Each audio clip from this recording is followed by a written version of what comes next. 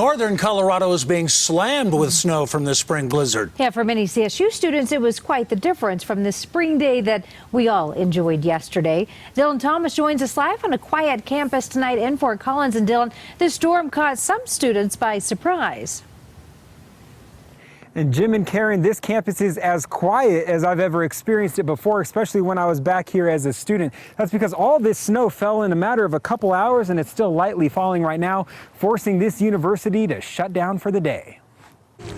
Rain quickly turned to wet, slushy snow throughout northern Colorado Wednesday, especially in Fort Collins. Yesterday it was like 70, 80 degrees out. It was a really nice day. While the heavy snow wasn't enough to keep most working adults from their 9 to 5, it was enough to cancel class at CSU. Students were dismissed early from classes to get home, most bundled up or with umbrellas, but some might have came to class a little underdressed for the forecast. Just a little bit.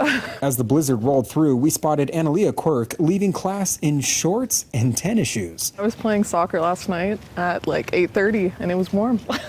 Quirk admits she wasn't prepared. Honestly, I thought it was going to start at 6 p.m., so I thought I'd be okay till then. But on the other hand, some students said snow is like music to their ears.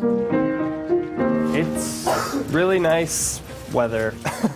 I know a lot of people would disagree. Waylon Jepsen chose to sit outside and play the piano after class was canceled. Classic Colorado weather can take a 180 spin, and here we are expecting like 6 to 8 inches of snow. While many were thrilled to get out of class, others simply just wanted to get in to something warmer. I am going home to change. Now, all we're really hearing around here on campus now is the occasional train horn since all the kids went home. President Tony Frank used to joke around that he would never cancel classes at CSU until the Cubs won the World Series, but as we all know, that eventually happened, which might explain why these kids were finally able to experience the second half of this snow day. Live in Fort Collins, Dillon Thomas covering Colorado First.